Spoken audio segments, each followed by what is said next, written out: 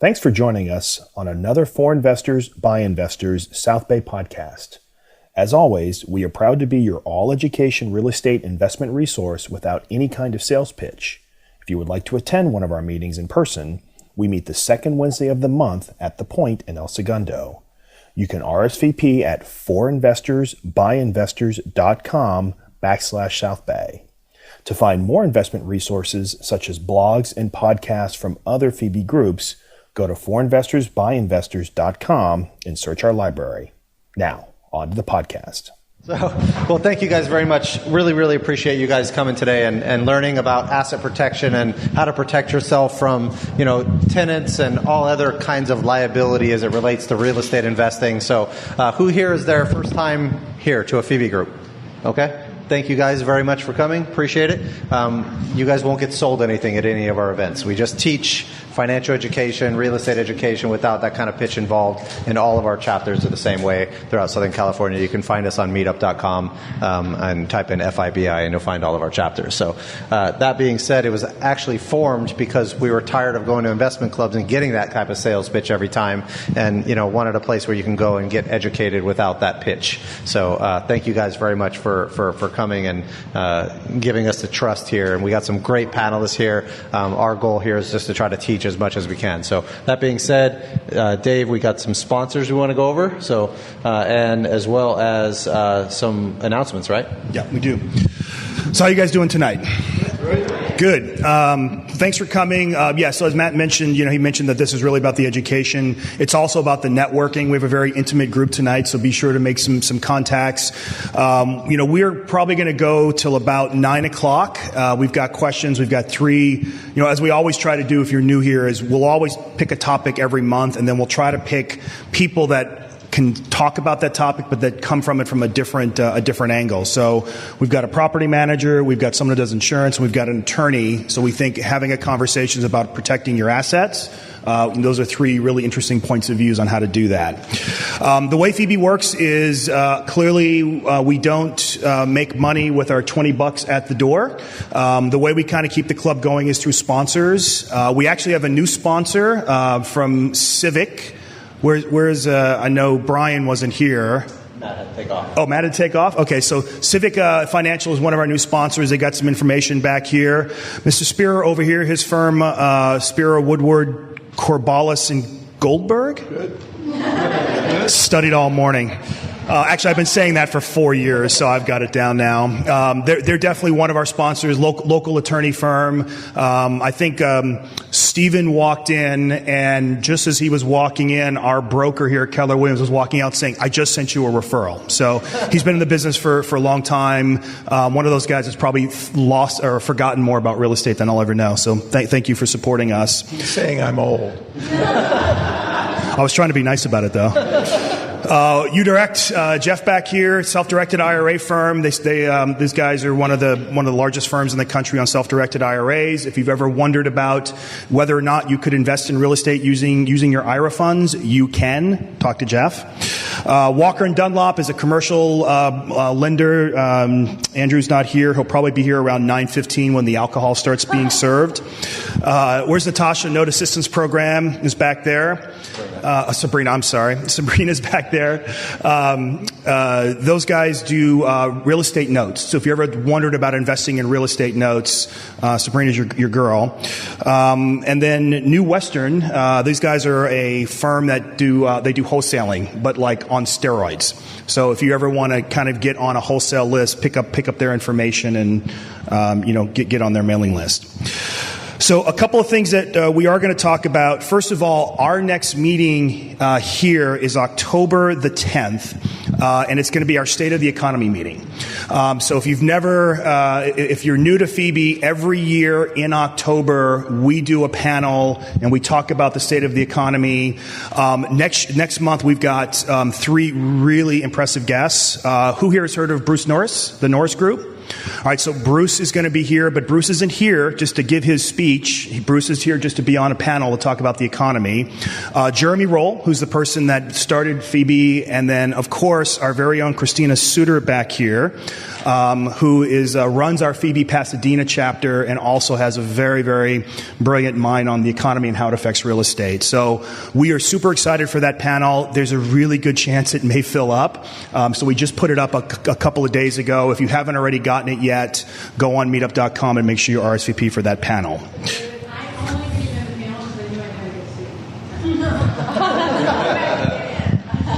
Whatever it takes.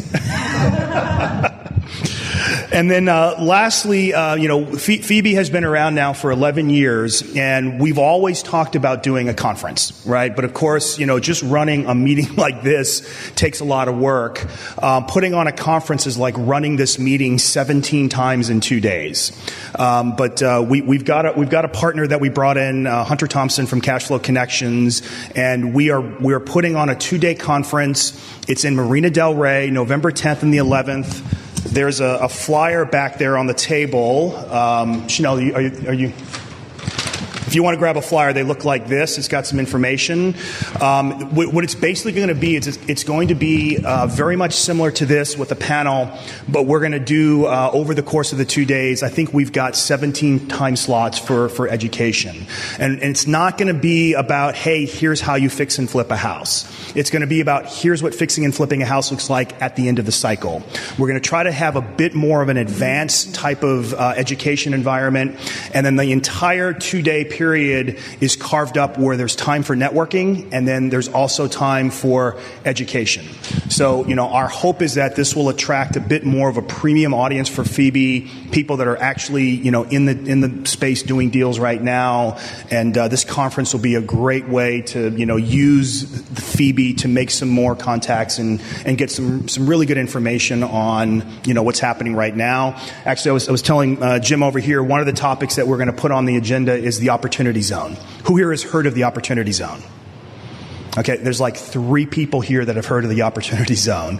It's a new tax code. It's a 1031 exchange on steroids is probably the easiest way to describe it.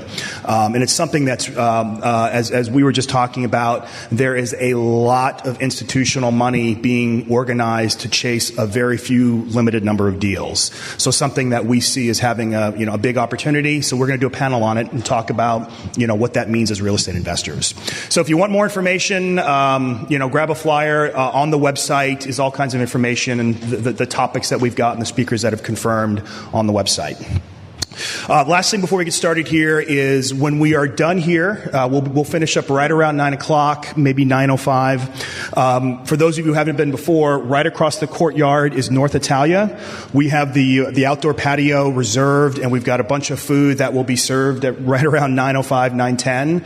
So when you're done here, hopefully the education is valuable, but the real art of FIBI is the networking. So, if you can join us, everyone who's here on the panel, including Matt and I, we'll go over there. It's a cash bar, but we cover the food, and, just come by. And if you've got questions, you can feel free to ask these guys or ask us or ask each other. There's a lot of brain power in this audience beyond just who's up here with the microphones in their hands. So be sure to join us.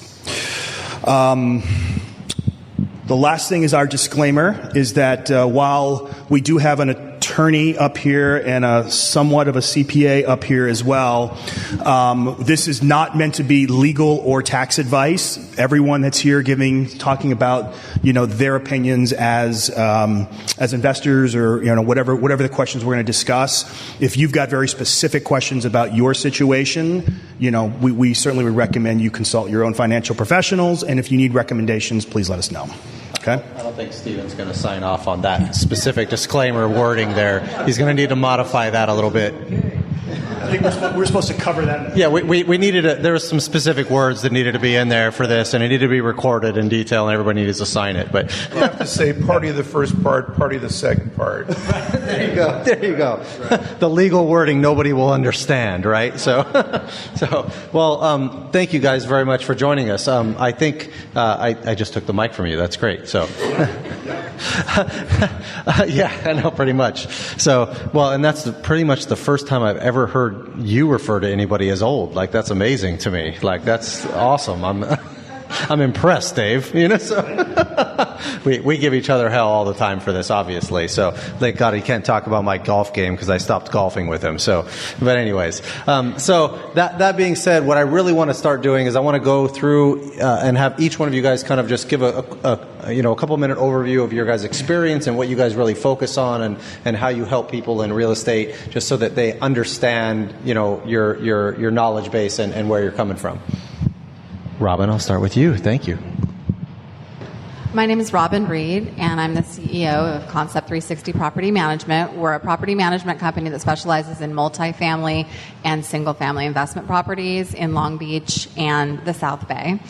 My experience has always been in commercial real estate. I was a lender for a really long time, and we help our clients by looking at their whole portfolio. We're able to optimize their properties. A lot of times we'll get somebody who's maybe what we call an accidental landlord, that they've inherited a property and, you know, it's been in the family for a really long time and the rents are low and that's happened a few times recently, and, you know, we help them by figuring out what the rents would be at market and what we could do to get the units there and that type of thing. So we specialize in helping our clients optimize their investments. And, yeah. Mel? My name is Mel Baptist from Ross Diversified Insurance. My brother and I run Ross Diversified Insurance as partners.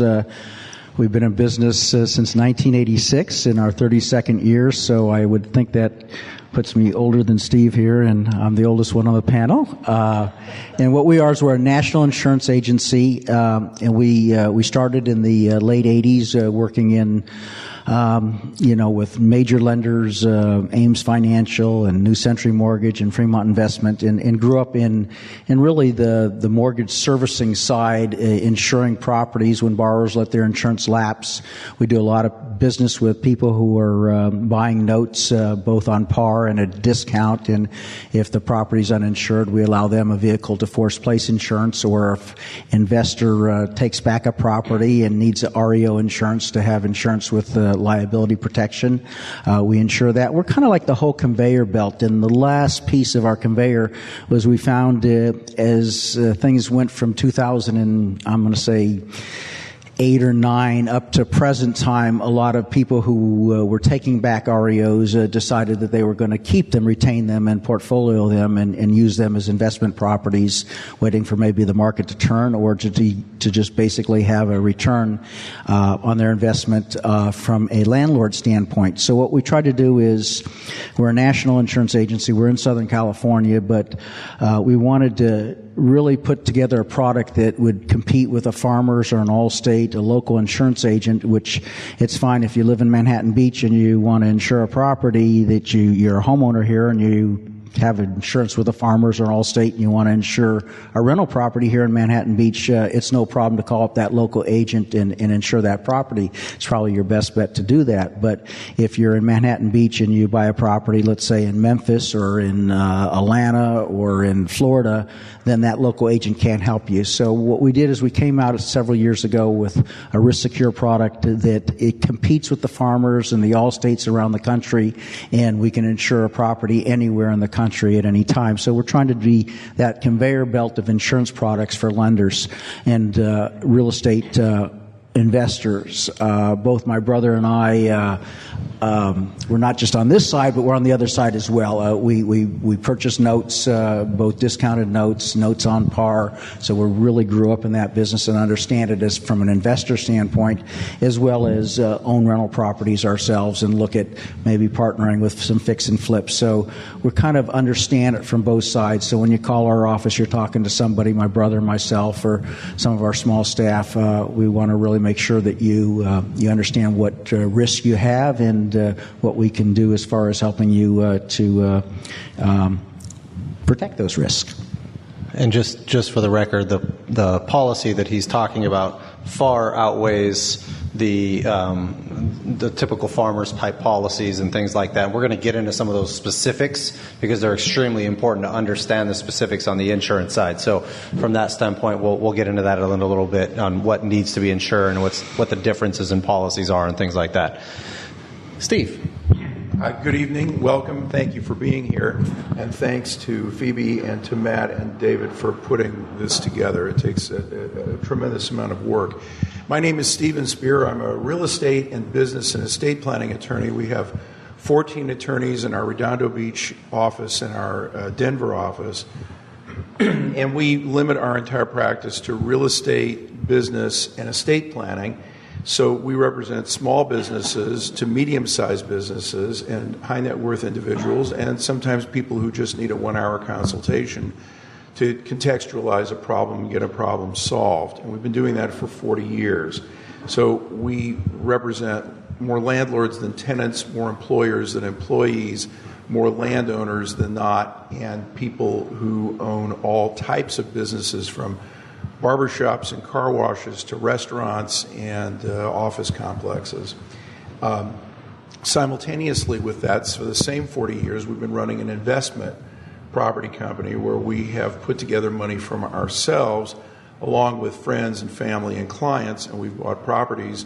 We today own, together with our partners, industrial buildings, commercial buildings, office buildings, retail space, shopping centers, and about 2,500 apartment units in California, Washington, Arizona, and Colorado. We have an internal management company that does not do fee management. We just manage our own properties. We have about 110 full-time employees doing the management, the maintenance, bookkeeping, and accounting for those properties that are owned by us and our investors.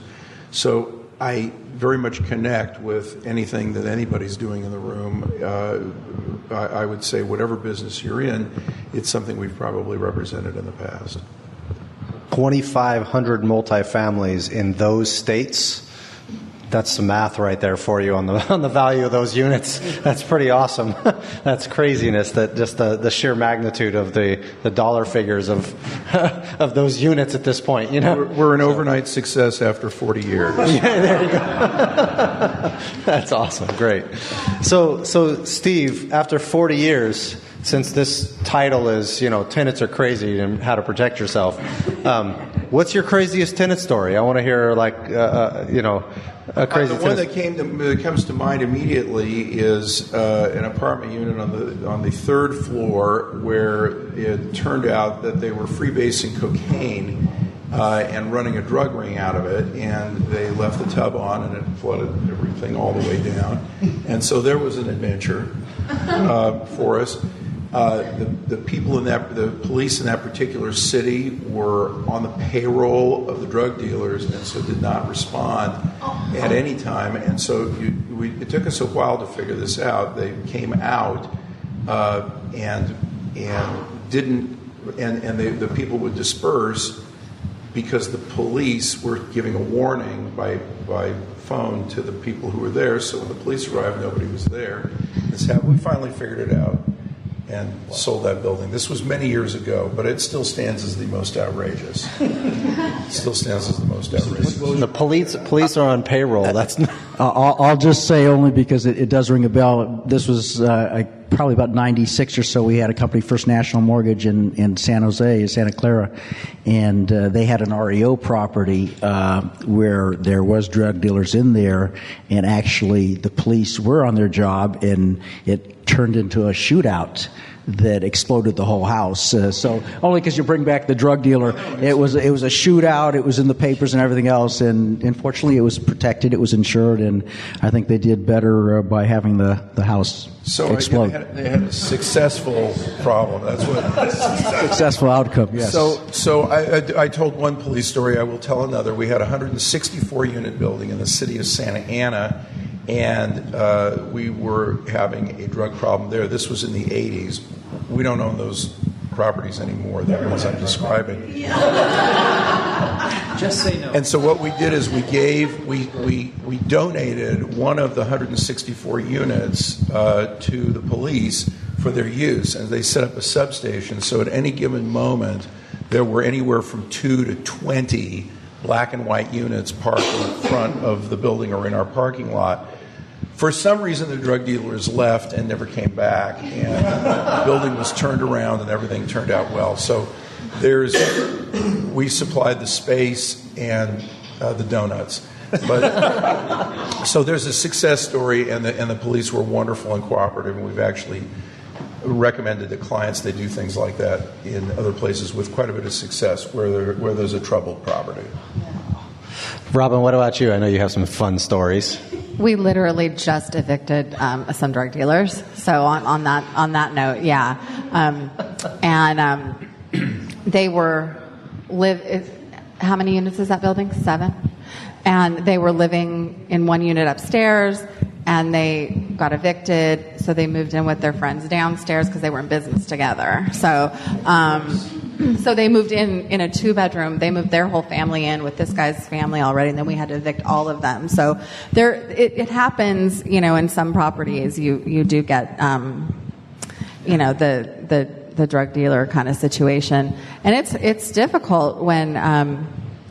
There's a lot of, and I'm probably jumping ahead, but there's a lot of tenants that are, know more than most people do about tenant law and what they can do and what they can get away with and how far they can push it. And so it's very important to have, someone on your team that knows kind of the ins and outs of that. Well, based on these 3 stories, everyone should sell your property and get a job in a toll booth, and it would be safer.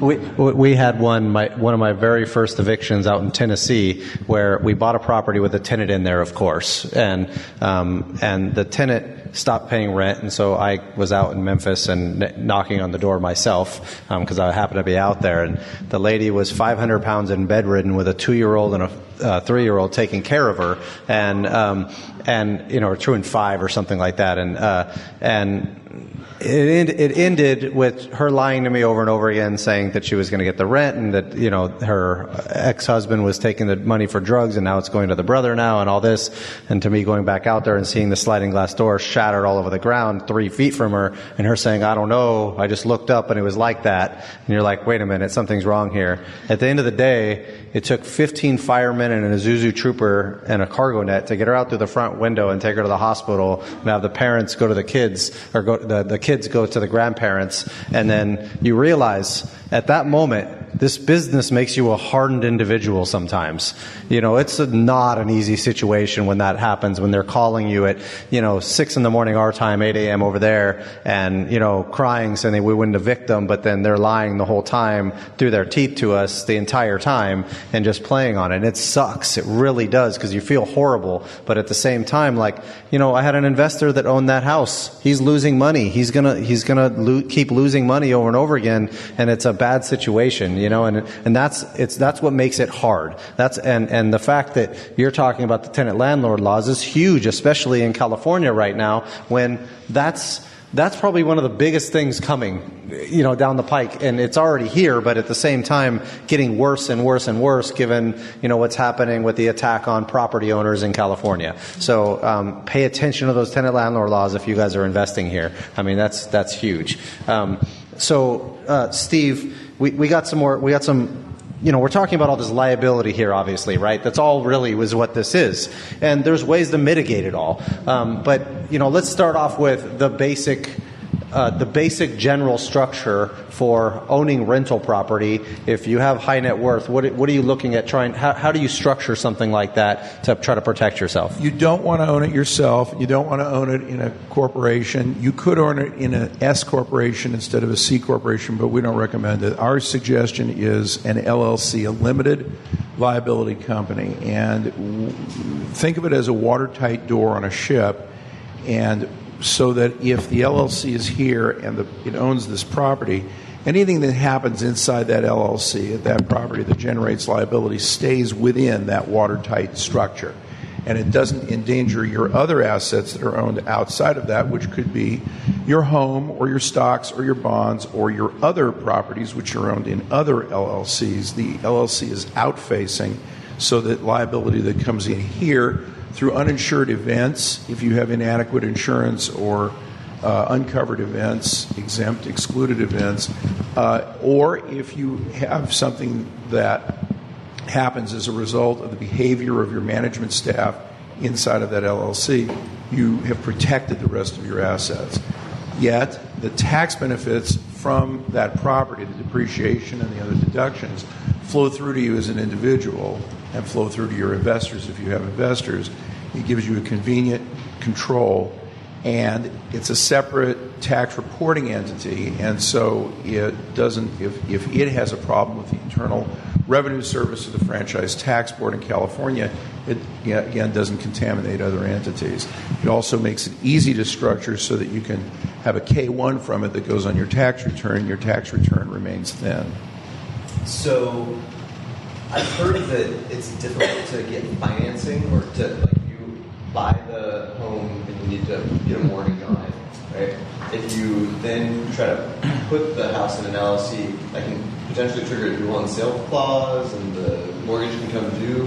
What do you do about that? And then also I've heard that there might be a loophole around that with doing like a land trust or something like that. Yeah, you don't need to do any of that. What the issue of lending, there are some lenders who still will require you to take out the loan yourself, but then you can transfer it to the LLC, which does not trigger a Property 13 tax reassessment. It does not trigger due on sale clauses because it's the same ownership. If you own it yourself and you transfer it to an LLC that's owned in the same percentage that you own, so if you own 100%, it owns 100%. If Mel owns 50% and I own 50% and we put it into an LLC that we own 50-50, there's no trigger, there's no problem. And now most lenders will allow you to do the refinance and treat the property inside the LLC without even having to take it out. Yeah, I'll just chime in real quick, because a lot of times, people will insure property with us and for just exactly on your point, and then they will change it to an LLC after the financing is down, and we have to explain to them that if you're changing it from Alex to LLC Alex, we have to notify the lender when we change the lost pay endorsement, and we've been doing that for probably I'm going to say about 4 or 5 years now in this marketplace, this space pretty heavy. There hasn't been one lender who's called the note, but it is a flag, and it's a real concern. People ask about it, and they say, well, do you have to tell the bank? And it's like, yeah, if we make a change on that lost pay, it goes right to the bank, but not one lender has called on or triggered it to refinance. As long as you're paying on time, that probably has something to do with it too. Mel is right, and it's a question of telling the lender. You tell the lender, you don't hold it as a secret, and you're not committing loan fraud, and you mustn't commit loan fraud. You simply tell the lender. And the farthest we've ever had it go is a lender has said, may we please see who owns the LLC? Sure, here it is, great, thanks. And you're basically talking about the reason why it's not triggering the due on sales. Due on sales says if you transfer the beneficial interest in the property to someone else, then you technically have to call the loan due if you don't notify us, or they have the right to call the loan due. If that happens, they don't usually call it due, and then you just transfer to the LLC afterwards, and you're not transferring any beneficial interest. It's the same ownership, and that's what he was saying, is that beneficial interest piece is key. Now, a lot of people go through and sell properties subject to the existing financing. We actually did one, and where we had a loan, and we had held the property, and someone else wanted to buy it, and so we went and sold it to another homeowner with a down payment and did a wraparound mortgage. So it's wrapping around our current mortgage, and our current mortgage is in place.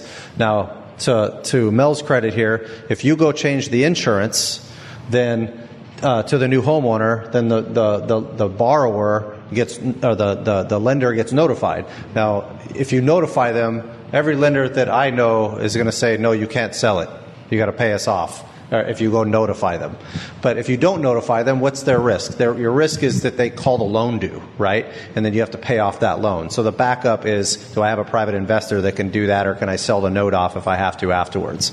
So there's a lot of different strategies like that. Technically, I don't think it's illegal, correct me if I'm wrong, to not notify the bank if you do sell it, but they have the right to call it due then if you don't notify them. Is that correct? That's a correct statement, 100%. There's a phenomenon that hasn't occurred yet, but it's going to happen in just a few years. We saw it back in the 70s and 80s, because in the 60s, loan rates were about where they are now. You get a 30-year loan for 4%, 3%, 5%, 6%. If you got it for 6%, you paid too much. Then in the late 70s, early 80s, you could buy a house on a credit card and it would be cheaper. You had home loans that were 13 to 17%. Some people in the room remember that. Now, interest rates are very low. And what's going to happen is interest rates will come up because the tide comes in, the tide goes out, the tide comes in, it goes out again. And so the interest rates will come up. And when they come up, count on the lenders being absolutely ruthless about foreclosing and calling loans. And right now, there are people who are subject to taking property subject to an existing loan, doing a wraparound. Know that it's not illegal, but it triggers a contractual provision in the loan that enables the lender to call the loan due.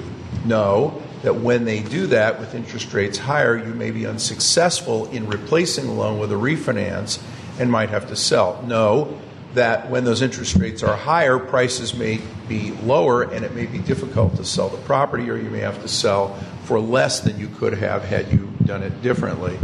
Know that when you buy a property, you're at risk for that, and when you sell a property, your credit is at risk because if the buyer doesn't pay on time, your credit is the one that gets hit. So there are a lot of risks that will be coming up in just a few years when people go to transfer existing loans and they say, gee, I don't want to give up this 4%, 3%, 5% loan. I'll finance part of it at this 8 or 9% level. But I'm going to keep that lower loan, and the answer is no, you really won't. They will be aggressive, and because of what happened in the 80s, all those laws got very well settled in California, and those due on sale clauses are completely enforceable. And that's why the only thing I'll also chime in, because we're seeing it kind of a little bit of a different niche, but it will cross over as the land contracts. So people will utilize that. I mean, we're seeing it for different reasons where people, maybe are buying homes and then they're selling it back to the previous buyer because they might, you buy the loan at a discount, you do a modification with the borrower, and you keep him in the home, but you've already bought the home, so now you want him in the home, but you don't want to transfer the ownership because if you have to get him out again for an eviction or something like that, you don't want to go through the foreclosure. So they're selling it back on a land contract and without getting too legally, because I'll be over my head real quick. It's kind of like a lease option. You can lease this house and we're going to sell it to you, but I actually own the house. The house is in my name and the insurance has to be in my name. We're doing this a lot with land contracts so that you have to be insured if something, liability specifically, something happens on that house, you're the owner, they can come back and sue you. So you want to be protected in those land contracts, yet the renter is more than a renter. He's kind of got an option, and he's got the mindset that he actually owns it, which is what you want him to do, so he'll take care of it and pay it. So the land contracts are going to probably come in as those interest rates come. It might be a vehicle where smart lawyers will recommend that. I'm not sure. They will come back, and they were big in the 80s, and a lot of lawyers made a lot of money as a result because these land sale contracts created conflicts between sellers and buyers in relationships that instead of what you have today, a seller enters into an escrow and 30, 60, 90 days later closes escrow, and the buyer and the seller never talk to each other again. This instead creates a relationship that can go for 2, 4, 6, 8, 10 years between a landlord and a tenant, a buyer and a seller, and people miss payments and different things happen and people think they overpaid, the price drops, and everybody sues each other. So the land contracts are a device, and this I think is Mel's point, a device to get around the due on sale clause, and while it can do that, it creates other problems. We call that the law of unintended consequences. Nice. Well, that being said, is there a specific entity, like is there a time when you would recommend not putting a property in an LLC and just having more insurance and better coverage and things like that versus opening entities? Never. You need two things to be protected. You need an LLC to protect you as that watertight door to protect your other investments. And you need adequate coverage, meaning enough coverage. You need broad enough coverage. You don't want gaps or overlaps. Mel can talk about that. But if you have both, then you are protected. I've heard people say you don't need all that protection, just buy a lot of insurance. And Mel will tell me if he disagrees, that you got to remember the insurance model, the business model for all insurance companies is very simple. It's just a two-pronged model. Collect as much premium as you can, pay as few claims as you can. That's the business. So if you're out in your car and you have a minor fender bender and it's a few $1,000s, hey, you're in good hands with Allstate and they'll pay it and you'll be thrilled and they send someone and it works out great. But if you drive your car into the side of a school bus with a bunch of children in it and with tragic results, the first thing your insurance company will do is a complete investigation to figure out if they can cancel your insurance if it's a giant loss. So especially if you have very high limits. And so insurance alone is not enough, and LLC alone is not enough. You need both. Am I off base?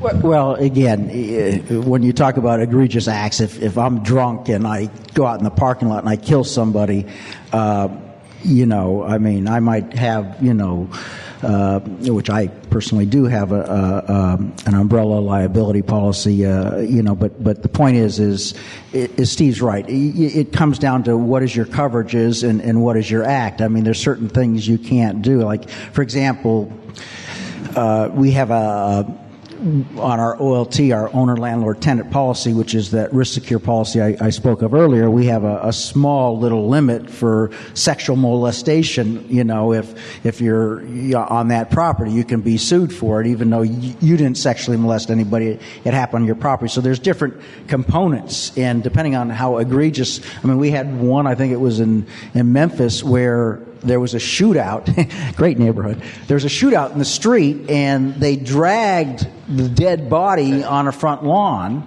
and then the landlord might be in La Jolla sitting there, having a margarita and saying, all of a sudden, I'm being named in a lawsuit that you get out of, but it's still a pain in the behind to go through it. And, so there's that kind of stuff. But, yeah, you hit a school bus and you kill 9 kids. Honestly, I don't care if you have an LLC or what you have. I mean, you're gonna be in jail, and you're not gonna have a lot of assets by the time they finish with you. That's my opinion. I think that's important to understand. Is like you're saying, the insurance piece. They're trying to get out of it, but a lot of people put their property in their own name, and then they get good insurance with an umbrella, but there's always exclusions in that policy. There's always ways for people to take your personal income from you in that way if you're making income, even if you don't have a lot of assets. So there's ways for attorneys to get at you that way, and they're going to look for every exclusion they can in the policy. And we just heard, they just told me, Mel and I played golf the other day, so by the way, so he knows how bad I am. But anyways, so I said, you hit that golf ball across the street, and that guy's coming over, and I'm going to tell him you hit the ball. It's because, you know why? It's because I was thrown off my game because it's right before this hurricane, and he just told me about something in some policies where they exclude named storms. I'm like, well, what kind of, not his policy, thank God, but I was scared. But that's a real important point, and to bring up right now, because, my office is gotten tons and tons of calls. We insure a lot of properties. Again, we're Southern California. We work probably, I'm going to say, close to 1,000 investors that probably represent maybe 7,000 or 8,000 properties, and most of them, like myself included, I can't go and get my rate of return in Manhattan Beach. I can't buy a $2 million house and get $2,500 rent or something. I need to go to Memphis or Atlanta or different places. So we believe on that model as well. But where I was going was, for example, Florida. For example, there's a lot of policies. In fact, like California Fair Plan, Florida has a fair plan that's very similar to California, and their rates are a lot less, but they exclude wind. So you're in Florida and you have a policy that excludes wind, and also a policy in that fair plan policy, it excludes named storms. So you might say, okay, well, my policy is $1,800 and this guy's going to charge me $700 for it. Well, when you're looking at it you're saying, you're in California, so you're not even thinking about it, but if you've got a policy that excludes named storms and wind, you've got kind of a window dressing policy. Yeah, you're covered if the house burns down, but not for wind. So this is something where the flag goes up, but it doesn't, I can challenge anybody in here. You probably, nobody's ever read your homeowner's insurance, but I bet you if you have a claim, you're going to take the yellow highlighter out, and you're going to go through one paragraph, this give it, this took it, this give it back, and you're going to look for it. And that's how you do it. So, it's a matter of knowing what you have, and when we're talking about liability, that can get into some gray areas, killing somebody and slip and falls, minor type of stuff. But when it comes down to, your basic perils, your wind, your storm, your vandalism, your malicious mischief, your theft of the actual structure, the fire components, that gets pretty black and white. And that's where you want to make sure that you're covered adequately. The cost to rebuild in Memphis at $70, $80 a square foot is different than around the corner here at $200 a square foot. Home Depot materials versus fancy marble and tile, and you have to keep a documented file of where your property's at. We did thousands of REOs we insured in the 2000 and I'm going to say 2006 to 2010, and there was gangbangers all over the country, and copper piping was stolen, and so you got to make sure you document it. You got to make sure you have police reports. Fire's pretty simple. There's a fire report out there, but you want to make sure that the property is well documented on the state and condition it is. And most insurance companies, just to clear the air, they use independent adjusters. So they're national companies, because Allstate doesn't need to have a whole bunch of people in Houston for a Harvey storm, that's coming through. And these independent adjusters honestly make more money the higher the claim is. They have to, they're supervised, and they have to, adjust the claim per the terms of the policy. But these guys aren't out there to try and, they have to protect the insurance company that they're working for. But if a claim's $10,000 or claims $150,000, that adjuster actually makes more money the higher the claim is. And so it's not so much where someone's trying to beat you up. It's just a matter of, if you have a claim, you don't want a tenant to answer the door to the claims adjuster, and you want to kind of control the narrative. You don't want to walk in and say, yeah, I've been telling this landlord that this thing's been broken for 6 months now, and he won't fix the problem here. At the same time, insurance companies have a lot of data at their hands too. They can Google search and see that there's tarps over this roof, 3 years ago, and there's been 3 or 4 claims over they have those databases. So again, it's dotting your I's, crossing your T's, making sure your property manager's looking after things. If a tenant says, I have a property up in Pinole, California right now, and I've had to jackhammer the walkway because there's big cracks in it, and it's an exposure. I know about it, so I can't say I didn't, or I might get caught if I said I didn't. But if God forbid the tenant falls and breaks his neck, I got an exposure there. So what I did is, for right now, I jackhammered the whole side walkways, and I put a nice little gravel in there just so that I took care of that exposure. And so those are the things that come up. And we're all talking about these horror stories, but I still want to own property. I want to be like Steve and have 2,500 properties and collect big checks. I like that mailbox money where you just go to the mailbox, the check comes, and someone else deals with it. Robin handles all the problems. And I think it's important what you said about the documentation. If anybody had renter's insurance in the room, for example, you better document everything that you own in your home if you're going to go and make a claim for it if there's ever a fire. These are the types of things that you want to make sure you have available for your insurance company. Now, that being said, let's talk about the fun stuff, the operational aspect of liability protection that I think is probably the most important thing you can do to avoid a lawsuit in the first place. From an operations standpoint, Robin, when you're dealing with tenants and that there's the tenant risk and things like that, of course, but then there's also property risk and exposures in a lot of different ways. How do you go about managing a property and dealing with tenants and also dealing with like repairs and service items and things like that to mitigate some of the risk there and liability from that standpoint? Well, I'll talk a little bit about the tenants first. I think it's really important to be able to screen your tenants, know who you're putting in there, get references, have your management company do that. It's in my experience, it's what keeps the costs down, because you're turning it less.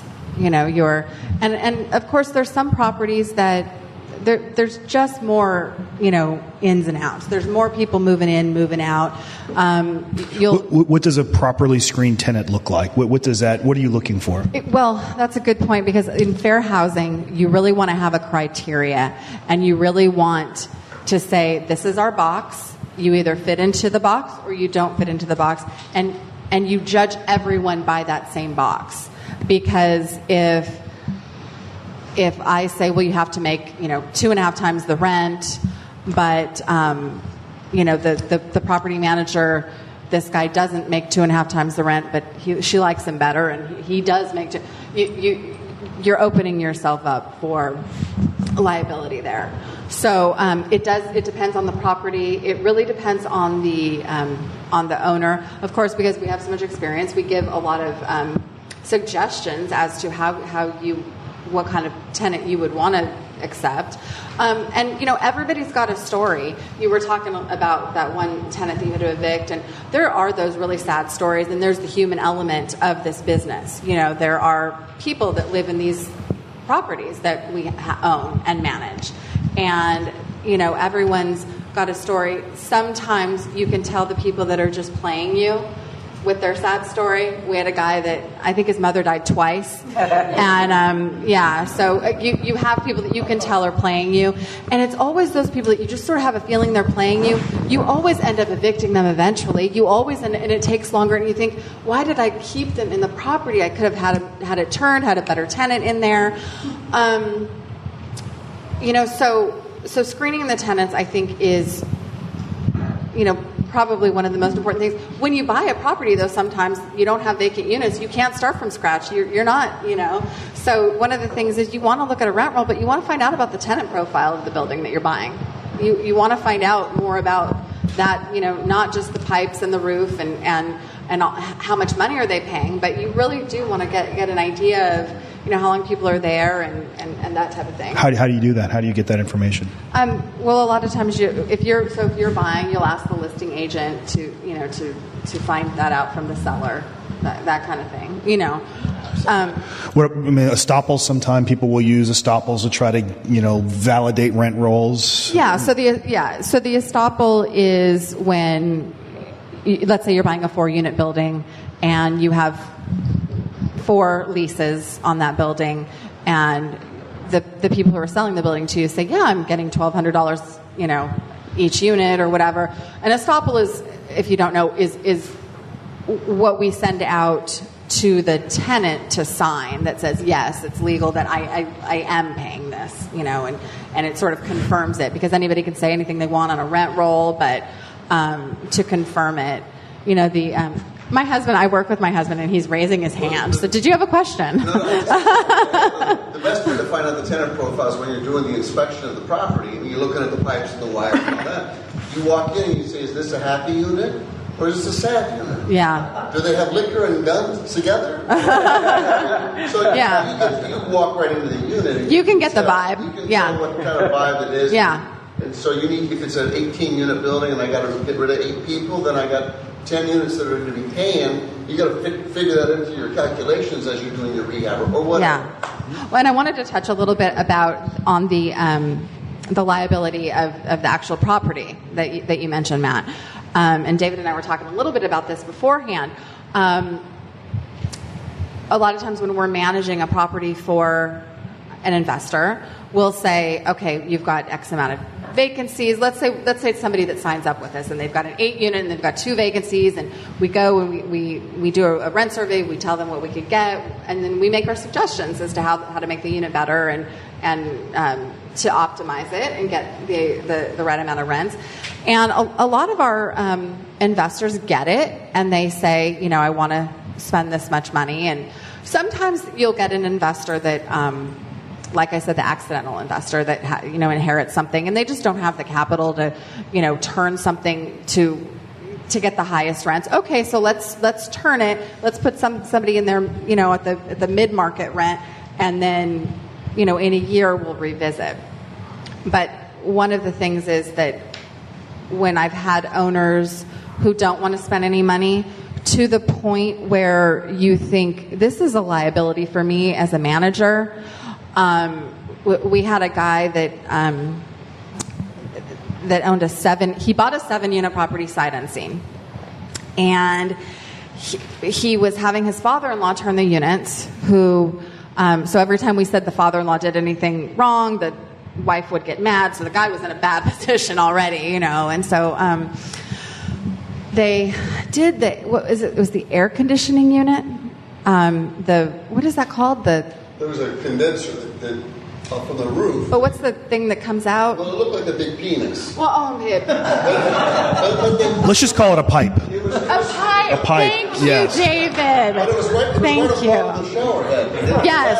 I mean, it truly did. Yeah, it was a bizarre look in the shower. It was not. Like a I don't want to insure that one. He wouldn't. No, right. No, it did. Can we not take any more questions from him, please?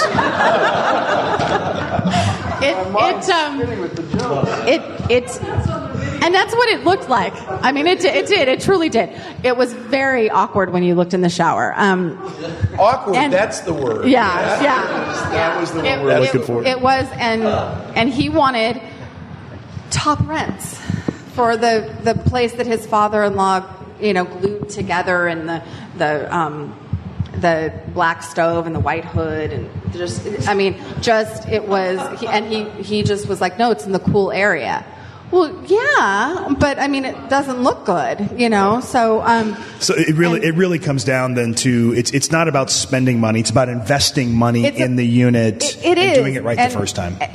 Exactly, and it's worth it. It is an investment. It's something that you're just spending money on, blowing money. It is an investment. This particular owner, we said, this is a health hazard. This isn't just ugly. This is a health hazard. It's like the water from the air conditioning is coming out. You've got your shower, and then the water's coming out from the air conditioning unit.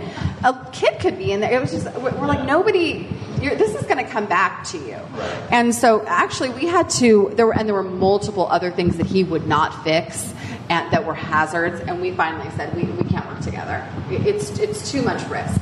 And, it's really common like that, because understanding construction is extremely important on this, because if you don't, you're going to run into liability from a bad contractor if you don't understand what they did or didn't do. We had a contractor go and put a water pipe on a gas line for a water heater, and thank God our inspectors, we have it checked out, because we could have blown up the house. And these are the types of things that you don't know sometimes how good or bad your contractor is, or their subs are, and that can be an issue. Question? Was it necessary to have an inspector look over what your contractors do then every time, or? Oh, was that for me? No, I wouldn't say that. I'd say, definitely vet your contractors. Work with good contractors, people that you can get references for, and yeah. Yeah, and if it's someone you haven't worked with before, it can't hurt to do it once. Right. Right. See what make sure that what they told you is what actually happened, but probably not every single time. A lot of times you don't find out what's really wrong until you've had a tenant in there for a couple months or something like that. Something's happening. Right. So, Stephen, moving on, talking about liability, from a landlord's perspective, I know you guys mostly do landlords and landowners. What are some of the, when you are getting into litigations, when you are looking at lawsuits, what are some of the things that you're defending landlords against most often, and what are some of the things that you might be able to do to prevent getting in the lawsuit in the first place? So the one that comes to mind from the comments that Robin was just making would be discrimination lawsuits in leasing, where a tenant asks, what kind of people live in this neighborhood, and the answer should be mostly humans. That should be about it. And if someone wants to know something about the race or the religion or the culture or anything else, the answer from a property owner, property manager, it has to be absolutely no answer at all. It has to be I don't pay any attention to that. And you shouldn't. We need to be colorblind. And for anyone who feels differently, I wish I could change your heart, but if I can't, I'll just tell you, you're going to get your brain suit out if you regard that. We had one. There was a realtor who told people, if you want to know, what kind of people are living in the unit, go to the mailboxes up front, look at the names. You can tell from the names. You can tell, some things. So you see the name Goldberg, and you think you know what Goldberg means, and then you think of Whoopi Goldberg, and you realize, well, maybe not.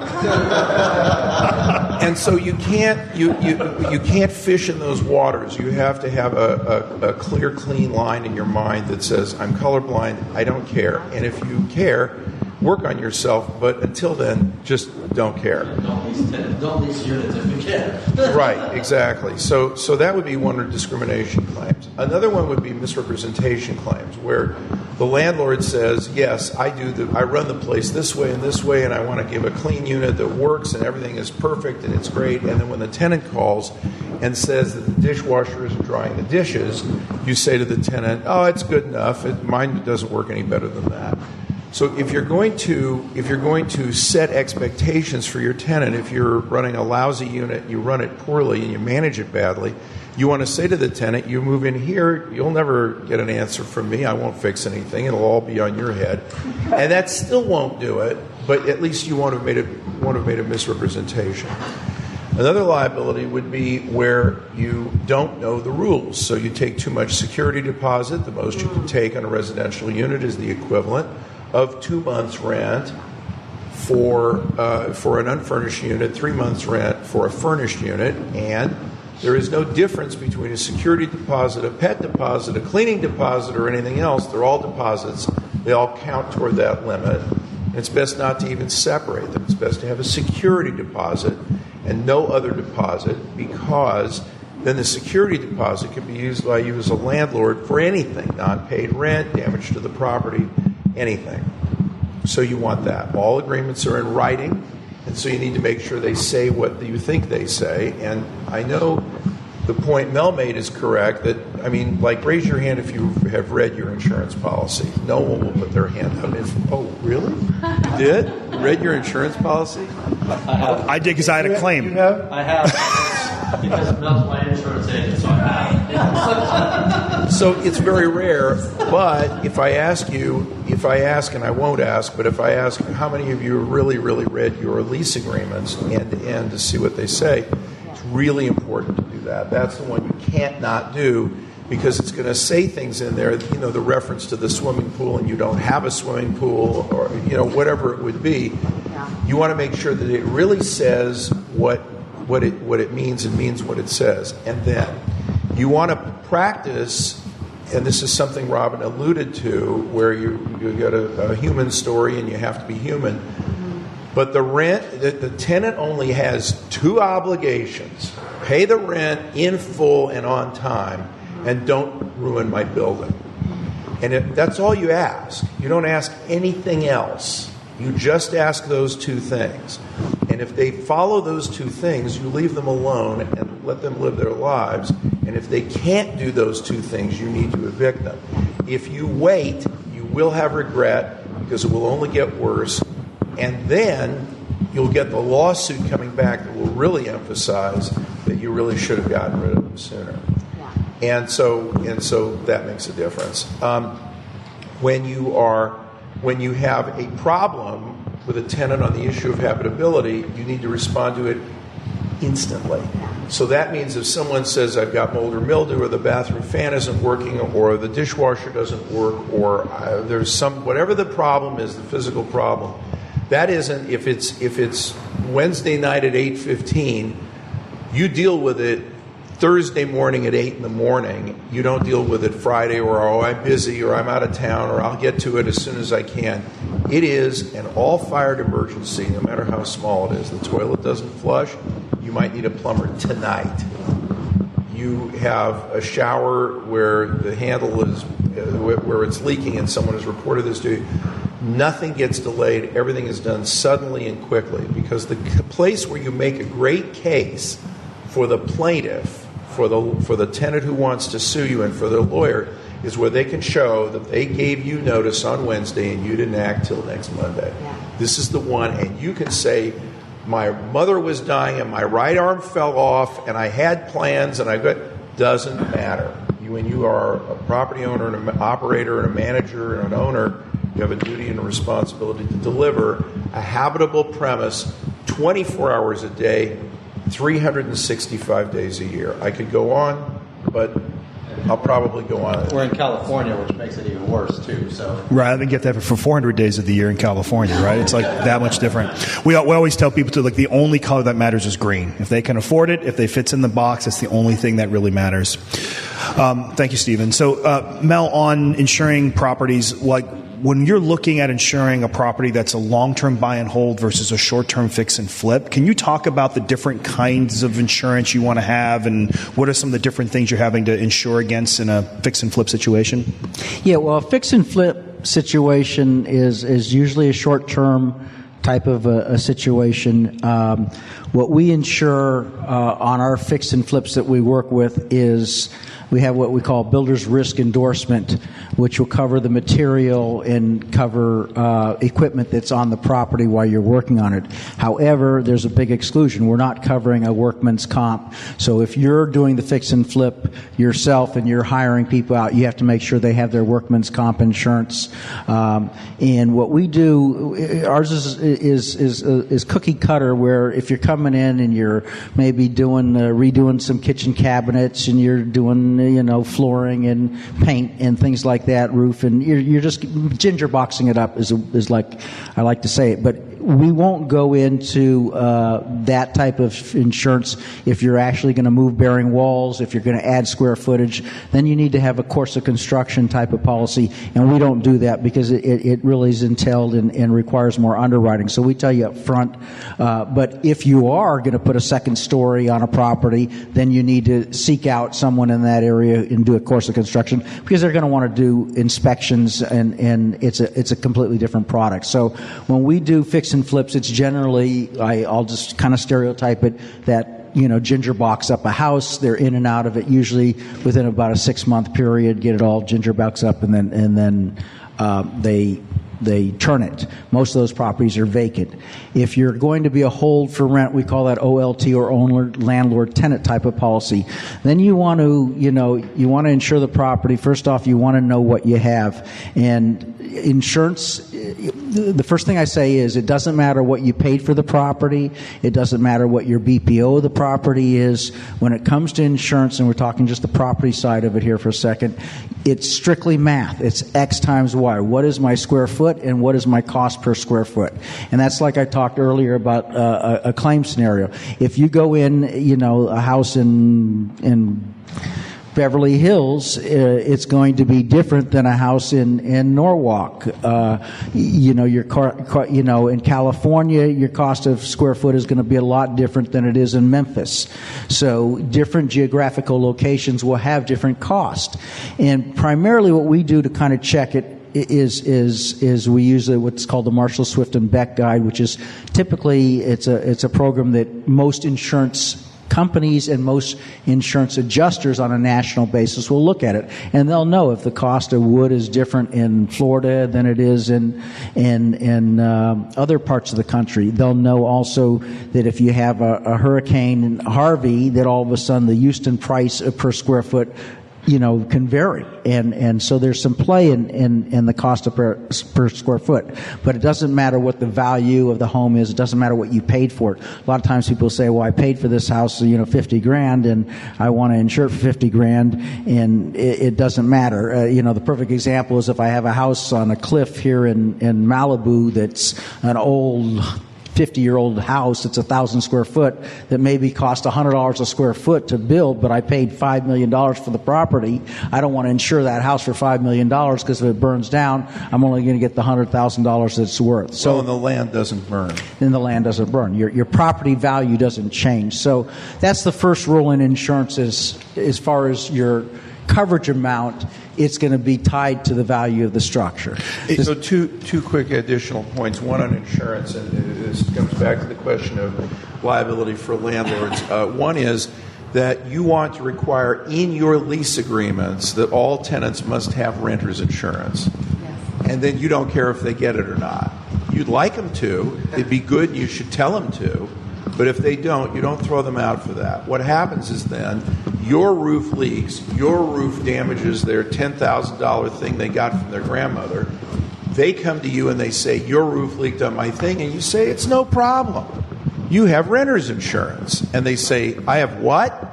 Do you remember I told you when you moved in, if you look at paragraph 17, it says you have renter's insurance. You mean you didn't get it?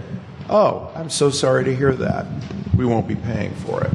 And if it's in the lease, the answer would be, we want you to pay for it. And the other, your answer would be, you mean you're telling me you're in breach of your lease? So that ends that. Great point. I got to interrupt because that's really a very, very important point. Thank you. Thank you.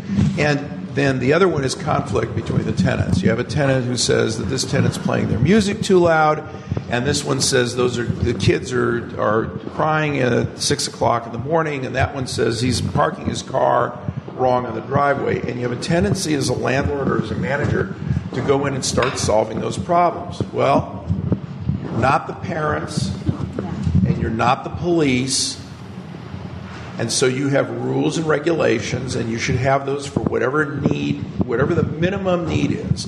This is a place for a libertarian point of view when you're a landlord. You want to have a rule and a regulation that says you can't use the pool past 10 o'clock at night, or you can't have alcoholic beverages or glass in the pool area, or whatever the rule is that you're going to have that you're willing to enforce. You don't want one rule on there that you're not willing to enforce and make it a breach of the lease and throw them out if you've given them a warning. And beyond that, you want hands off. If someone says the people over there are smoking pot, or the people over here are screaming and hollering, or they're parking their car blocking my car, you say, call the police. Work it out with the tenant, or call the police. Well, now the tenant won't do what I say and the police won't do anything. Now what are you going to do about it? You say, well, I can refer you to an attorney so they can help you with the tenant. But beyond, and some of you will say, look, I'm good at this. I can go talk to the tenants and maybe work it out. Great. Try one conversation. Go ahead and try one conversation. And if it works, great. And if it doesn't, the police or a lawyer, but not you, sir. In a bond for deed scenario, does it work the same? In a what? Like owner financing. So if I'm owner financing a property to someone, how does insurance work the same way? Meaning the seller sold the property to the buyer, and the buyer owns it, but the buyer's loan is to the lender, to the seller, not to the bank. Correct. So it's a seller carryback. Right. And the question is, does the insurance work the same way? And the answer is? The answer is, once you sell the property, just like Bank of America being the lender, if someone slips and gets hurt on that property, Bank of America has no liability. The minute they take it back as an REO, or you as a private seller, you sell Mel my property. Mel owns it. The property's in my name. It's a complete escrow's closed. I own the property. Damon has no liability exposure on that property. Your only exposure is the guy making your payments, and then obviously you can foreclose if he doesn't. But you don't have any liability if the property's not in your name. That's 100% correct. And at the same time, if you're that seller carrying back that loan, what you want is you want to be named as an additional insured on that policy, on that insurance policy for liability and fire that the buyer owns and carries and pays for. You want to be named as an additional insured, and that's a condition of you carrying back paper. Otherwise, you won't do it. And you want to make sure you have a current insurance certificate every year that shows that the place is still insured for fire, because what you don't want is to hear there was a fire and the place burned down and there's no insurance to rebuild it, and you can foreclose on an empty lot that needs to have demolition done. And what you don't want to hear is that the seller, that the buyer had a fire, collected on the insurance, put the money in their pocket, and left, and now you can foreclose on the same burnt down building. I'll just make one big correction. Is first off, the term that you want is the lender's loss payable endorsement. If you're an additional insured, then you're kind of tied. If I'm an additional insured, that means right. We're tied at the hip, and I don't want to be tied at your hip. I want to have separate. So in other words, if you light that house on fire and you burn it down, you're an arsonist and you're not going to be covered on a claim. Me as the lender, if I'm a lender's loss payable endorsement, it's the old 438 BFU, but the term lender's loss payable endorsement, then I'm protected. Now I'm a separate island over here. What you do, your acts to that property, I'm still protected against your bad acts. And then what Steve said before, we used to see it with the refinancing craze like crazy. People would send out certificates of insurance, but they're not certificates. They just send out, evidence of insurance, and you'd even see policy number, and it'd be to be determined, because that's how fast people were refinancing. And if, let's just say, it's that beautiful home that has a car with no tires on the front lawn and a couple of tarps on the roof, and your Allstate agent insures it, and then 2 weeks later he goes back and he does an inspection of that house, and he never even issues the policy. In California, the law is that they don't have to send you anything because they never issued the policy. Once they issue a policy, then they're on the hook to notify you if it cancels. So you want to make sure you have an actual policy with a policy number on it where you're listed as the lender's loss payable endorsement. And then, as Steve says, it's just you want to tickler that, and on the anniversary you want to make sure that it's even if it says good till continuous till canceled, you want to be in the anniversary date of whatever that policy is. You want to make sure you have a policy in force that you're listed as the lender's loss payable endorsement. And I'll also add, like, when you're checking that, also make sure they paid their property taxes, right? Because if you're talking about liability, that's another way you can get. So it's once a year for both of them. Make sure you've got insurance, and then make sure they paid their property taxes. Mel, if someone has bought the property and they have a lender loss, say it again, lender loss payable endorsement. And they have that, and they cancel their insurance, will I get notice? Yes, but you have to have the policy, and that's the whole thing. Is if you just have an evidence of insurance. And it was, like I say, it was a refinance in those days where everybody was like changing like loans every other day. So it got real chaotic, and, mortgage loan officers just want to close their file. So they're getting that evidence. And that's 9 times out of 10 or 8 times out of 10, it's no problem. But the times where, insurance companies, they actually underwrite the borrower now too. So if let's say that house, like I told you earlier, the Google Maps with the pictures and the claims and everything else, if they have all that data. So, if it's a house, especially with people buying fixer-uppers, so they'll have a lot of data there. So you want to make sure you have an insurance policy in force. I mean, if it's a beautiful home in a nice storybook neighborhood, Allstates are going to take those all day long. I'm just using Allstate, Farmers, the general insurance companies. But bottom line is, yes, you will be notified if that insurance policy is canceled if you have if you're listed as the lender's loss payable endorsement. Right. You got a question? Yeah. As far as rental property goes, when I lease out my properties, I do ask for renter's insurance. But I also say to put me on as a lost payee as an individual. That's what I was told by my insurance company. What does that do for additional coverage for me? So you're saying to get on the renter's policy as an additional insured as well? Is that something you guys do? Yeah. Basically, and it's like Steve was saying earlier there, when that leak, you have a leaky roof, all of a sudden, if you're requiring the renter's insurance, which I do on my properties as well, then that renter has liability to his own stuff in there. So, like the loss payee for the owner, is that doing? It's basically putting you for his stuff. You don't have any real benefit to it. In other words, if the water leaks and it blows out his stereo, it's going to be a loss to him. So for a lost payee, it doesn't change anything for her. It doesn't add anything if she's a lost payee. That's what she's asking. She's asking, if I am named as a lost payee on the policy, does that help me as the landlord? Because if something the renter owns causes damage, doesn't that help her? Yeah, because she can say, the renter's compressor blew up and blew a hole in my So you're box. saying that policy for the tenant, if she's a lost payee, covers her if the tenant damages the building. Is that how that works? I'm not going to answer that. That's too murky. I mean, it's a good question. I'd want to get more information. I'm not comfortable giving you an answer. I'll give you a piece of an answer, which is this: if the tenant's insurance covers the tenant for liability, and it typically would. Liability is a different. We're talking about property though, because liability is a different component here. Just bodily so injury. and typically you'll get that where you're listed for bodily injury. I carry my own renter's insurance for all my rentals, and then I tell them to get rental insurance. Right, so your insurance is covering you and your building. Yes. And your liability. State Farm, they said to always make sure that my policies that my renters get from their renter's policy puts me on as a lost payee.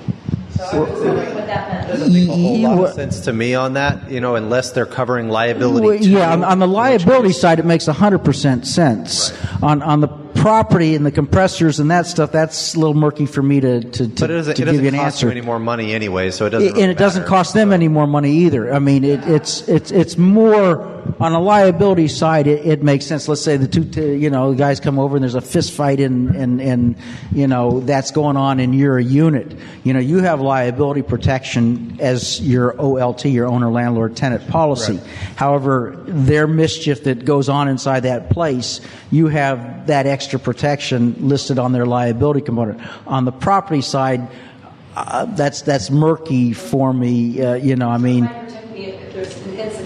Well, there's wear and tear, but let's say, let's just say, for example, your tenant gets in a fight with his brother. The two guys get in a fight. We'll leave the ladies out of it. And they smash into your cabinet, and the guy gets real mad. He rips off the toilet seat or the sink, and he throws it at him. I'll make this real descriptive. You have claim on your policy under vandalism and malicious mischief. That's a valid claim that you can put. That's not wear and tear. That's tenants that went in there and destroyed the property. That's a vandalism claim you have coverage for. You don't have coverage for him grabbing his TV and breaking it.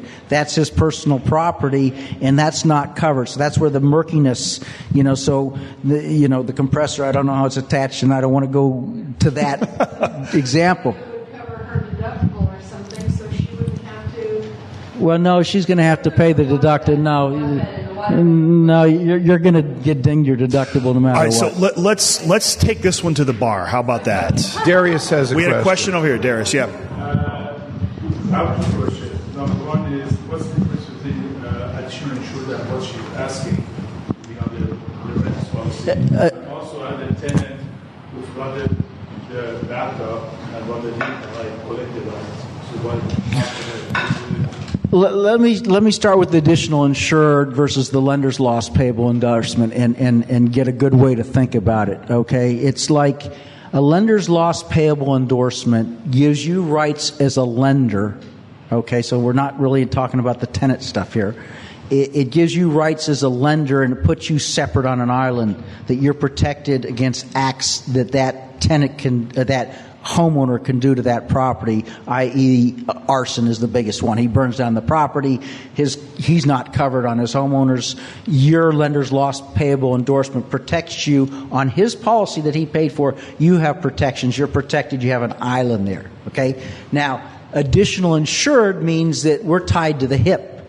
So if I'm listed on a liability, and again, property and liability are two different animals. So if I'm listed as an additional insured on your liability, now I don't mind being tied to the hip, because someone sues you, slips or falls or something like that and comes after me, then I don't mind using your liability policy.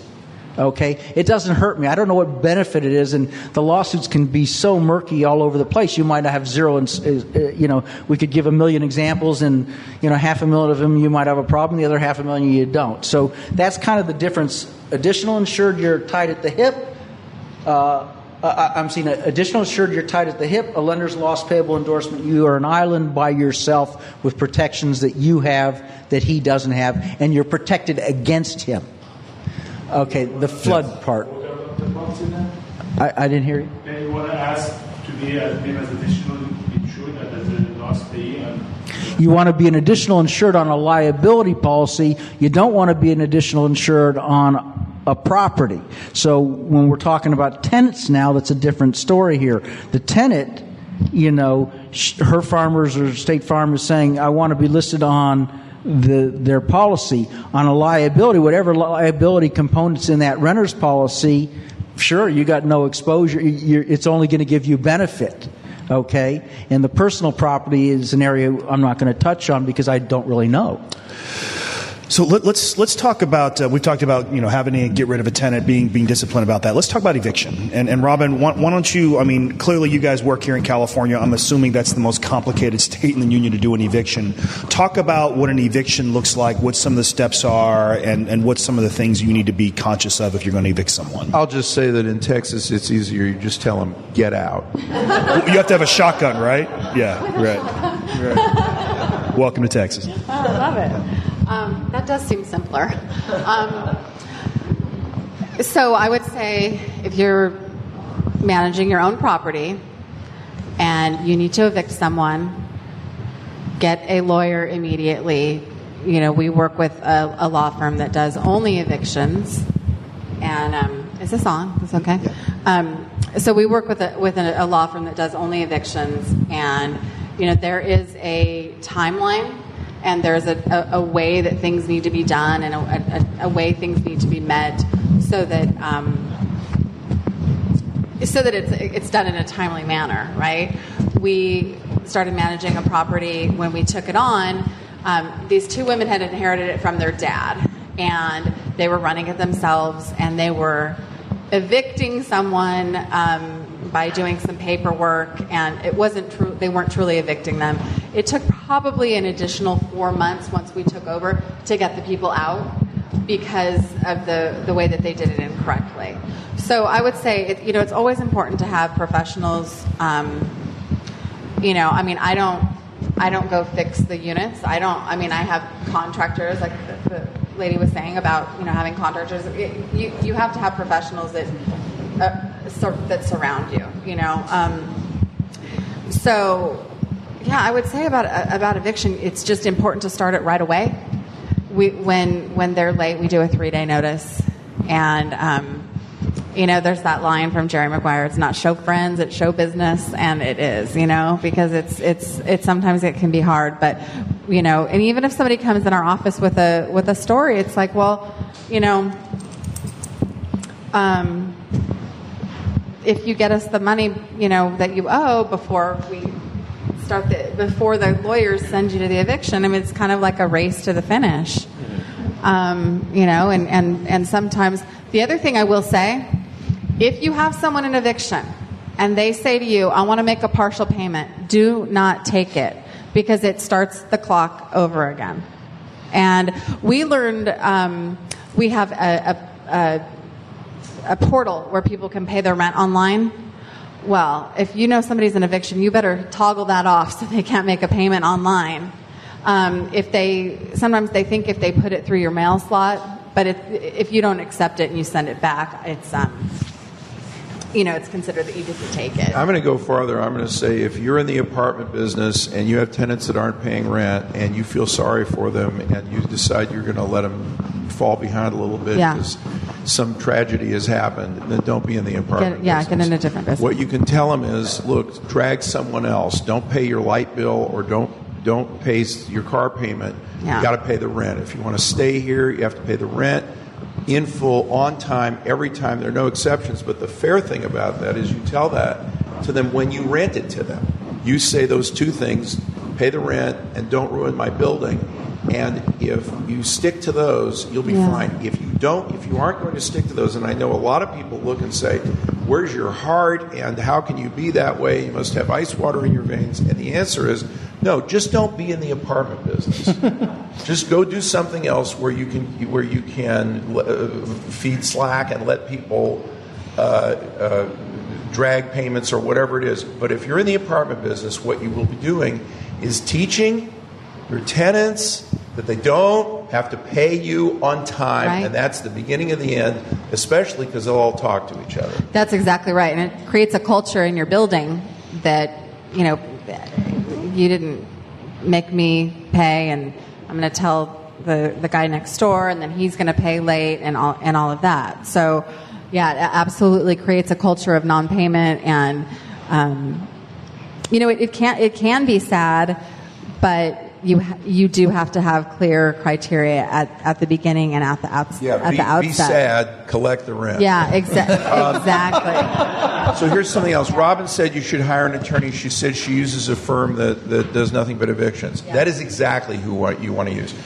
We are not the attorney. We will do evictions, but I will never tell a client to use us for an eviction. I'll tell people not to. You want to use an eviction service, someone who does nothing but evictions, someone who can do it for a few $100s, who run, when they go to court, the judge calls 23 cases that morning, and the lawyer has 23 cases that morning because they can make a living doing that. And they don't make much money. Eviction services, even the good ones and the big ones, those are not your higher paid lawyers. So I love practicing law. I love making money practicing law. If you take one of my business cards, or law firm resumes back there, call us for anything on real estate, but not for an eviction. We have eviction lawyers we can use. Who do you use? Kimball, Terry, and St. John. Yeah, they're good, and there are a bunch of them. It's an eviction mill. That's who you want. You want an eviction mill. The only time we get involved, because the eviction mills don't do this well, is when they start the eviction and it's a tenant from hell who has gotten one of the tenant organizations and they plan to sit there for a year or two without paying rent. That's when you get us involved, and we will not replace, but we will supplement the eviction mill in the larger, harder fight, because they are largely procedural process people who do one thing after another, but when it goes kerflooey, they're not actually well equipped for that. Most of them. Some are, but most of them are not. Sir? What's the average length of time it takes to do an eviction in California?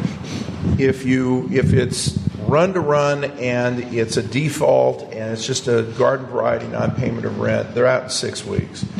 If it's the tenant from hell who is skillful at staying in, the worst I've seen was 4 years. And it was because the landlord made a lot of mistakes. So if you have a tenant who is a couple of parents and a couple of kids, and the kids are 15 or 16 years old, when they move in, you get the children's date of birth, and you have them on the lease with their date of birth on the lease. And on their 18th birthday, you send them a birthday card and you have them sign the lease. So you never have a person in the unit who isn't on the lease, because otherwise you can't evict them. And when they become adults, they raise what's called an Arrieta defense, because Mr. Arrieta figured out how to do this and went to the Supreme Court and made this law. They say you have to start over because I'm not on the thing. And people have ways of trying to get around that, but the key is you don't want anybody in your building that isn't on the lease, either as a tenant or as a named minor with date of birth. You put it in your calendar and you bring them a fresh lease and you have them sign it. And this is what makes it really, really important to stay very procedural on your evictions, to do everything by the book, call the eviction attorney. And quite honestly, now with technology now, you shouldn't be managing any properties without the right management software and things like that, because I can tell you right now, those management softwares, because of the documentation component, because when someone calls in for a service call, it's documented in there, or it's automatically through the system, and you can dispatch people right through that too to get out there, and you can document conversation logs inside these things when they're behind. All of this is is backup for these types of issues. When you have the tenant from hell, you're like, well, here you go. Here's our entire conversation. We had a tenant that was calling code on us every week. We had a tenant the same tenant was calling every tenant advocacy group they could find to try to come at us for this stuff because she kept saying we weren't fixing her unit, and we went out to her unit literally 10 times when she would not let us in the unit to try to fix these things, and we documented every single time, showed it to code enforcement, showed it to every person she called, and she had no case. She was out immediately, and we got great recourse when we were actually in the process of evicting and kicking her out when we had our repair person walk by there, and she started screaming at our repair person to try to fix the stuff, and the police happened to show up and took her to jail. I was like, yes, get out. So. Thanks. I hope this is relevant to somebody else. House hacking, renting out a room in the house that is my primary residence where I live. I understand there's additional, it's easier to get people out if I live there. Can you just talk briefly about that, house hacking? House hacking? Renting out a room where... You mean like short-term rentals, like Airbnb or something in a room? Or even just having a roommate renting a spare room. She's saying there's already differences. Is it easier to kick them out? I think the eviction rules are more liberal, more pro-landlord in that regard. I don't know. If you have a tenant and the tenant has rented out the house, and then a bedroom in my primary residence, a housemate. You are renting out your own house. You're living in okay, great. So you own a house and you're renting it out. You're renting out a room. What you do is you want a lease agreement in writing. You want a security deposit because that. More than anything, it's not the security deposit for the money, it's the security deposit because it affects behavior. People who have a substantial security deposit, the equivalent of 2 months' rent, and if they can't pay it all up front and collect it over 3 or 4 or 6 months, when you have 2 months' rent sitting in your bank account, the tenant behaves because they want that deposit back. They remember it, and if they say, gee, what about... Pay him interest. Pay him 5%. Pay him 10% interest on that security deposit. It'll save you money in the long run because they want their money back. And you don't pay them the interest. You accrue the interest. And when they move out, you give them the check plus the interest, unless, of course, there's damage or unpaid rent, in which case you don't. So you have a security deposit, you have a lease agreement, you have a specific description, not only of the room they're in, it's the north bedroom with wherever it is. You also describe what their rights are in the house. Can they use the kitchen or not? Do they use the front entrance or do they come in their own entrance? What bathroom can they use? What use of the living room do they use? Where do they park their car? If all that is articulated and written down and it's clear, then you're not going to have any problems. But is the eviction process easier if it's my primary residence? That's my main question. Same. I have to live with this person for 30 days in my primary residence. No, maybe 6 months or 4 years. It's until they're evicted because you cannot use self-help. The law says we don't want landlords to physically throw anybody out physically because you might have a gunfight or a knife fight or a fist fight. We might have a disturbance of the peace. And so they say, no, you can't use self-help. You've got to go through a legal process. And legal process is an unlawful detainer. It's an eviction. And that's how it works. Now, we had a client many, many years ago who said, I don't ever have an eviction. And what he did is he'd come up with his pickup truck when he'd wait. When they left for work, he would go and he would use his key to open the door. He'd take the front door off and put it in his truck and leave. And when the people called and say, you SOB, you took the front door off, he says, you're not only not paying the rent, but now you've lost my front door. He said they typically moved out that day when they got home from work. Because without a front door, you'd feel insecure.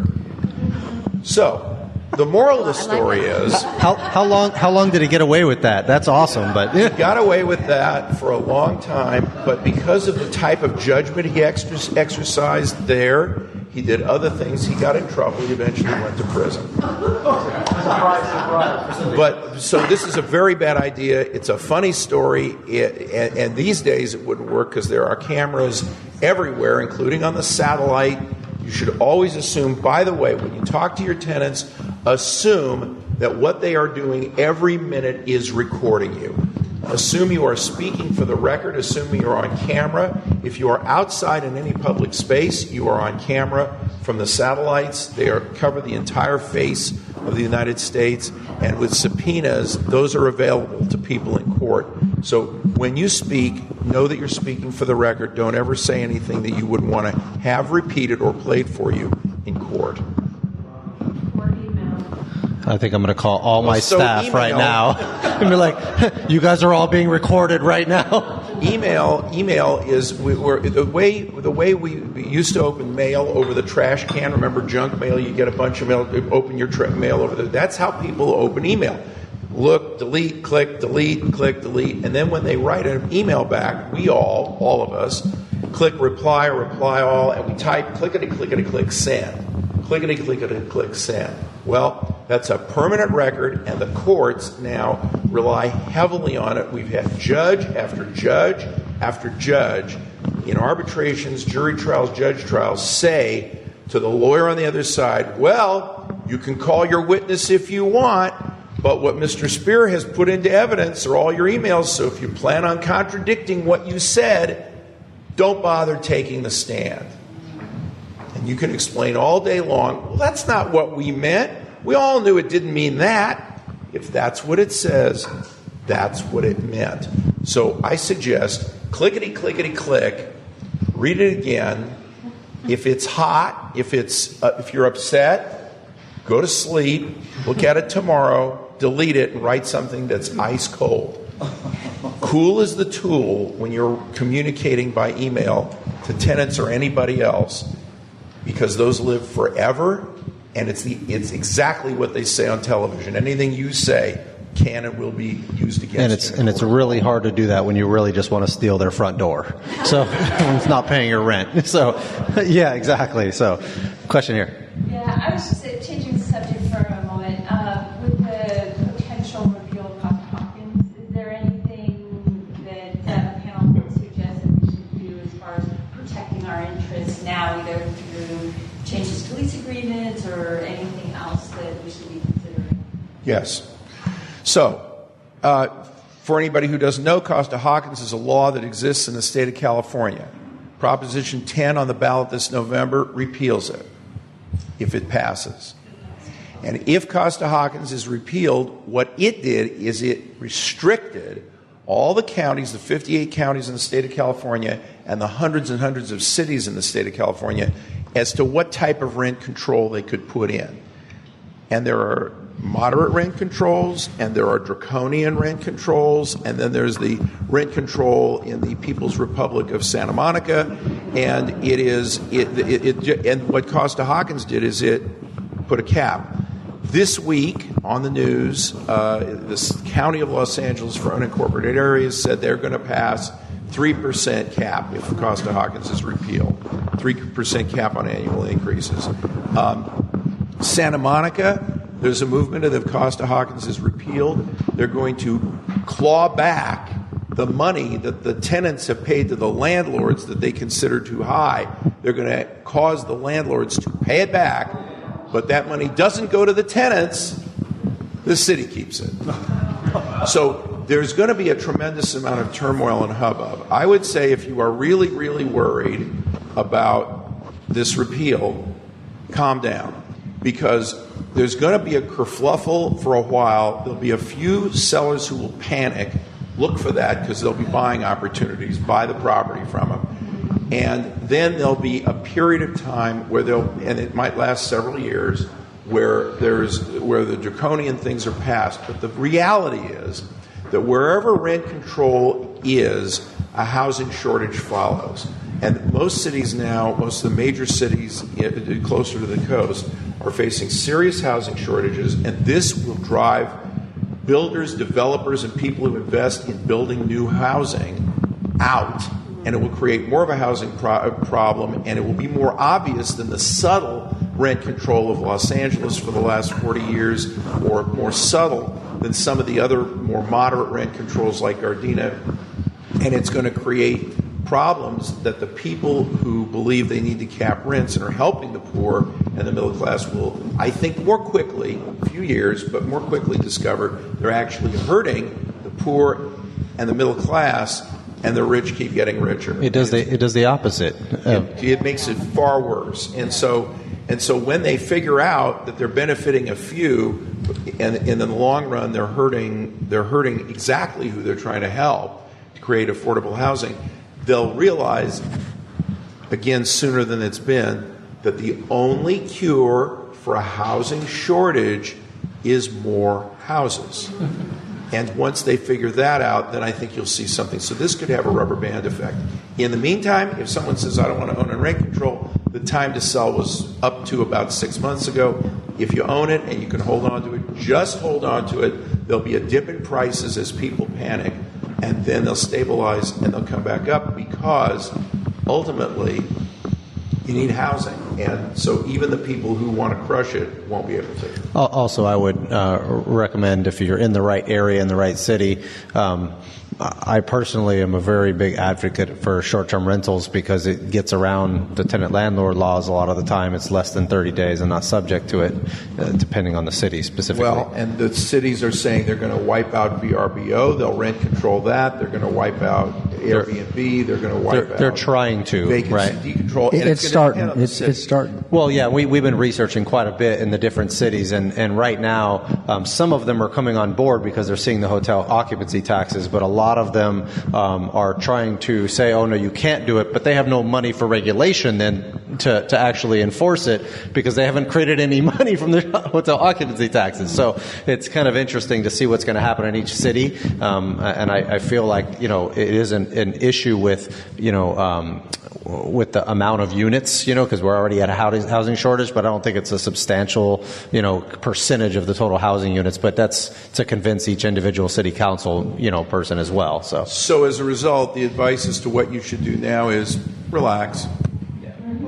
Well, could I mention something real quick that I want to touch on something that Kathleen said, and I don't know if this is what you were asking, but you had made mention of changing leases or something like that. I did hear, and I don't remember off the top of my head the exact date, but if, let's say you raise all your rents and then the rent control goes through, they're going to go back. I don't know if it was a year and a half. Retroactive. And oh no, my husband has another question. Can we just leave the body parts out? Now, one thing you can do is, if you've got tenants that are bothering you now, it's going to be harder to get rid of that tenant if it passes. So if you've got a 10-unit building and it's all, everybody's paying, but you got 3 of them every month, it's like something, but they always pay. Get rid of those 3 now before the law passes, and replace them with good tenants, because you're going to be, chances are you're going to be stuck with your tenants for a lot longer because of the tenant loss. They won't have to leave. Yes, except if you have a tenant who's been making complaints on a regular basis about the premises and you evict them, you're going to face a response that it's a retaliatory eviction. So that we got to be careful and know that. There's always so there's a. If they haven't been paying and you've been taking payment plans. Oh no! Stop that immediately. If they're outside the lease, then. If nothing else comes clear from tonight, for tenants, there are no payment plans, there is no late rent, there is no grace period. The rent is paid on time, or get rid of them, or sell your buildings and don't be in this business. And if you don't, at like a hamburger place where people can gladly pay you Tuesday for a hamburger today. Well, better. And if you don't get them out right away, in my experience, I've never had a payment plan or a late pay or anything that ever turned around and started going our way. It's always they're always evicted at some point. Right here. Like if you're in eviction, you said do not accept partial payment. Right.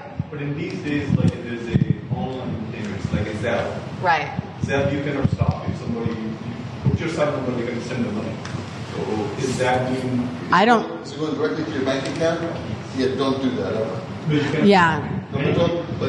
Don't set it up that way to begin Your with. bank account number, you can't stop that. Right. Don't ever collect money straight in. And a lot of owners that own maybe a couple of houses, they'll say, hey, here's my deposit slip. Just put the money here every month.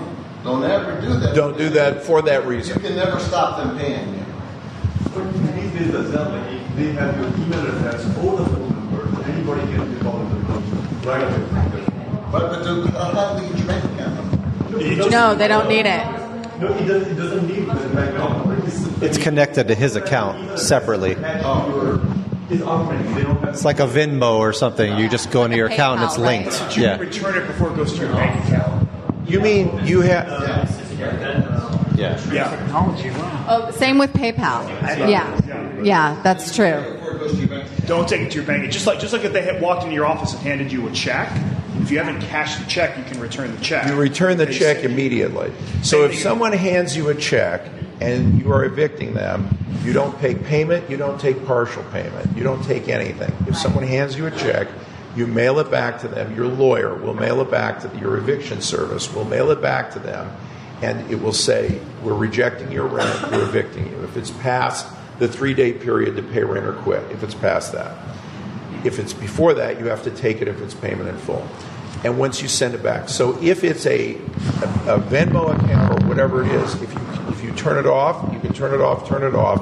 If you can't turn off this particular account, when it lands there, send it back from there. Don't put it in your bank account.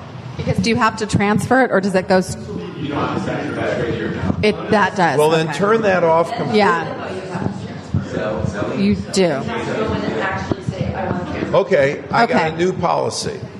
In your leases, you say payment must be made in the following way. And you describe what it is. If it's through a portal, fine. If it's through check, that's fine. If it's a money order, that's fine. Don't ever take cash, ever. And you say this is where you're going to pay it. You just gave me a new lease clause that goes in every lease. Put it in all your leases that says when you pay the rent, you pay it this way and only this way, and that's the only way they can pay. And you make sure it's not to an account where they can just force you to take the money. Yeah. So I got one more question that I want to hit you guys up with, and we'll get to we're going to have these questions afterwards. Yeah, I know. So okay, go ahead and we'll go one more and then. Specify in that lease that rent may only be made in full in your lease. Do you get to do that as well? No, you don't need to, because if someone pays you the rent on October the 1st, they don't pay the whole rent. What you do is you send them a 3-day notice to pay rent or quit for the balance of the rent. If they don't pay within the 3 days, you evict them and get a new tenant. And you have a clause in your lease that says that if we serve you, if you are late more than twice in a year, your lease now becomes month to month, and then you give them a 60-day notice to move out, and you move them out that way. You cannot. What you need to do is make your money owning your property and then give abundantly to charity. You do not give charity to your tenants. That's not the place. He's so mean. I'm mean. That's awesome. It's business. Yeah, that's the best way to collect rent for multiple units. Like, I have accounts for every one of my properties, and my tenants, they just deposit straight into them. So they were like short on rent, say if I got it on the first, I could freeze that account or close that account. But like, what is That sounds like a lot of trouble. Well, if you don't want to commingle though, like, what is the best way to collect? So Robin's going to tell us about portals. Okay, so we have a property management software that we use, and we have it set up so that our tenants can make online payments.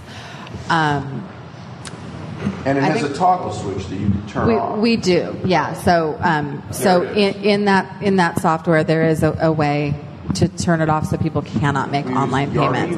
No, we use AppFolio. AppFolio. So yeah, you use it's called AppFolio. I have a lot of clients that use AppFolio, and so you can toggle it off. There you go. You can. AppFolio. Everybody, AppFolio. Yeah, we require online payments with our stuff. We don't even know cashier's checks or anything anymore. So, yeah.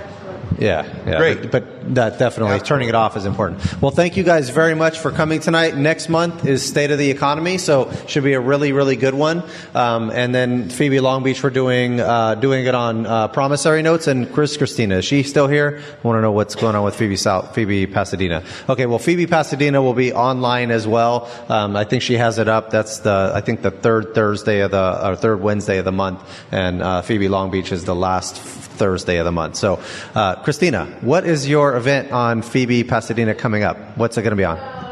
September 20th, the third Thursday, with Kathy Besky with awesome. I'm doing an economic update, so I'm actually not doing my economic update this year. Actually. Great. And then on October 3rd, we have our FIBI Pasadena multifamily group that we're meeting, and we have. That's the subgroup you just started, right? Great. We thought we rented a boardroom. I thought we'd get 15 people, and on the telephone, no, we have 40 RSVP. No, I'm sorry, we have 60 RSVP. So for some reason, it took off, so that was really great. And we have Anthony Walker. Anthony Walker, thank you. I'm horrible things. Anthony Walker, who is a specialist in financing, and he's going to talk specifically about multi-unit. We interviewed him. We're doing not a panel style. It's, we're interviewing him. It's awesome. You get all the good questions that way out, So we do that on October 3rd, and then I'm going to have to brush up on my chops because I'm practicing in Orange County, and I'm also going to be here, and I'm also going to I have 3 words. Practice safe sales. All right, can we get a round of applause for these guys? Thank you, guys. Thank you.